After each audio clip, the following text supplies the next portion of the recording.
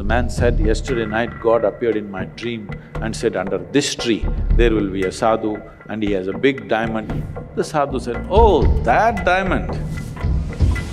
Then he went to the sadhu. You must have something within you which is far more precious than this. What is that?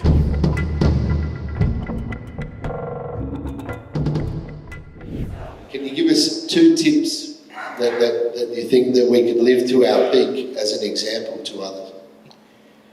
See, when we use the word peak, naturally you want to go mountain climbing, that means you want to do something others cannot do. Not necessary, because the peak is not in what you're doing outside, the peak is in the way you experience it, isn't it? Somebody can do something very small with very profound experience.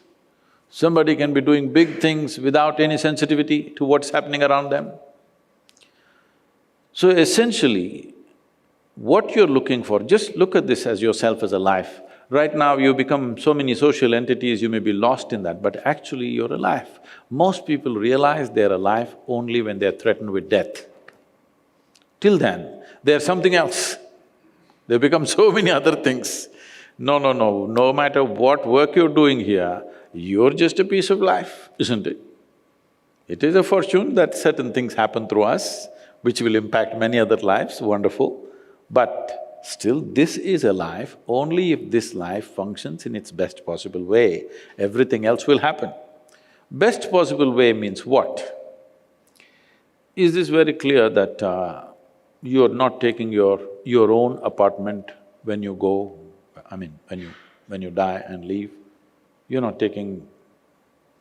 They tell me you're creating very nice apartments, you're not going to take it, right? Your own accommodations you can't carry, you know that. So obviously, the only thing that is left here is the profoundness of your experience, isn't it? How profound is your experience? To make our life profound, somebody says, if you have education you can do this. Well, everybody went to the university, I didn't. Somebody said, if you have money you can do it, everybody ran after it. Somebody said, if you can get married it'll happen, everybody got married. Somebody said, if you have children then it'll happen, everybody did that. Somebody said, this is not it, you must get power in the world. So people ran after that. Essentially, what should happen inside you're trying to cause from outside. What should actually happen within you, you're trying to cause it from outside.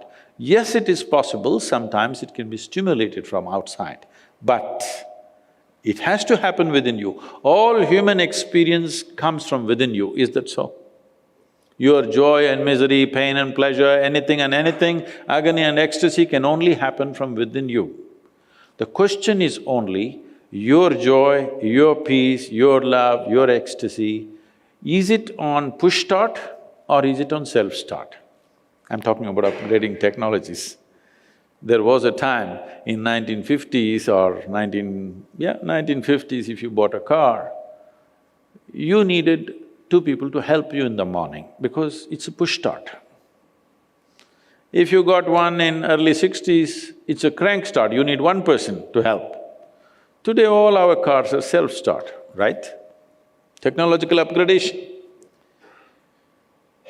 Things which are most vital to you, the profoundness of your experience, the pleasantness of your experience here, but right now it's all on push start. If you have to be happy, how many people we have to fix in this world?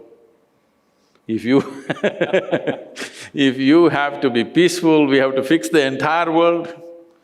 So there is an endless amount of conditions for your experience to be in a certain way. And in pursuit of human well-being, we've turned the world upside down, we've ripped the planet apart, but still we are not the most joyful generation.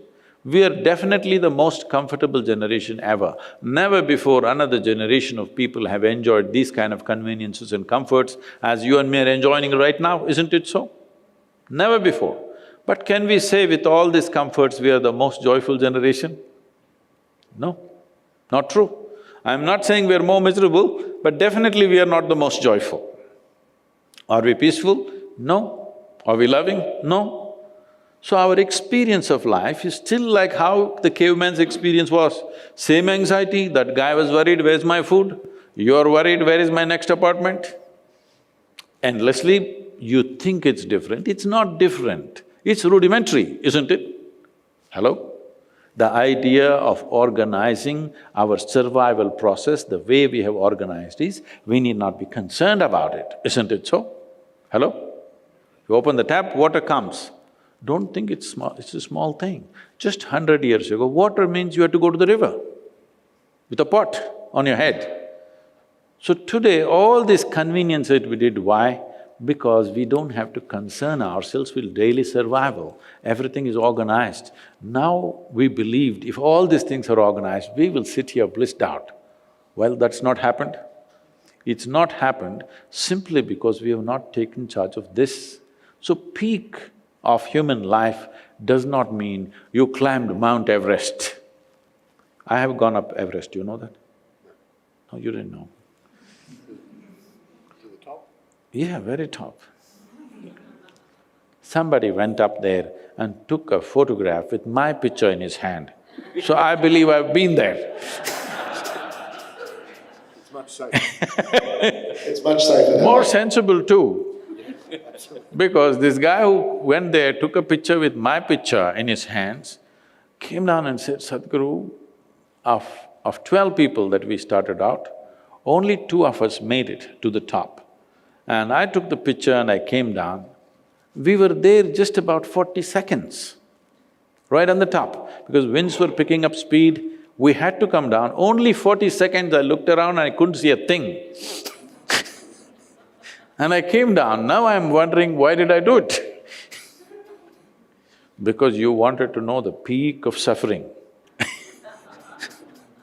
It's not a simple physical challenge. Climbing Everest is not a simple physical challenge. I'm not saying you should not climb. All I'm saying is, the peak can only happen within you, it will not happen outside of you.